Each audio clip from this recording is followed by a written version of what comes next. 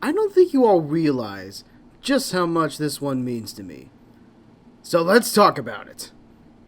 I am Buzz Lightyear. To infinity and beyond! Hello, random viewers. I'm John Green, and I think I can safely say we all know who this guy is. But for those of you who don't, let me tell you a story. It was 2001, a year after my baby sister was born. My family and I moved into a small apartment somewhere in Mesa or Tempe. I honestly don't remember which. One day, we all went to our local Goodwill, and my parents bought a whole lot of Disney movie VHS tapes, one of them being Toy Story.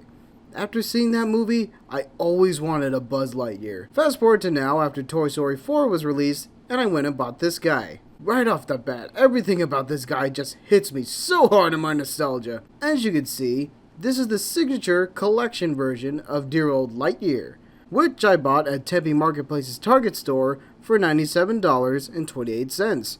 Now, a lot of you who are watching right now might say, wow, you're stupid, that's expensive for a piece of plastic. And you'd be right, but I was blindsided by my childhood, so poo you! Starting with the box, I'm already getting flashbacks from the first movie. On the front, it boasts how Buzz has 65 phrases from the voice actor himself, Tim Allen of Home Improvement fame. Shout out to anybody who knows of that. Is voice interactive with lights and sound effects.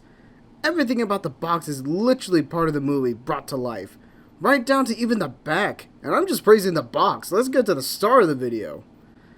Now, this guy has an insane amount of gimmicks, so we're going to start with his mold and articulation first. And honestly, I can't say anything. Just looking at him is obvious. He looks exactly like how he does in the movies. Let's move on. Now, his articulation is one of the two things I found off, but I quickly forgave it, realizing that the electronics run through his arms. Speaking of which, his arms can only turn at a 180-degree rotation, not all the way around. They can move up and down, another 180 rotation at the forearm, and single hinge that bends at a pretty nice 90 degree. Full rotation at the wrist, rotation at the head, no up or down. By the way, this is also motorized. All four fingers are on individual hinges, so yes, he can flip you the space bird. Full rotation at the torso, ratcheting ball joint at the stomach. I honestly don't know what to call it, but that is just a damn fine articulation for a top-heavy figure. Ball joint at the thigh allows him to kick forward this far, and not so much at the back. Awesome spread, ratcheting single bend at the knee with a 360 rotation. Restricted swivel at the ankle and no pivot. Can move up that far, but not down at all. Now that we got that out of the way, let's get to his features. So I'm not going to cycle through all 65 phrases. That would take longer than the recommended length of a YouTube video. So I'm just going to show my favorites.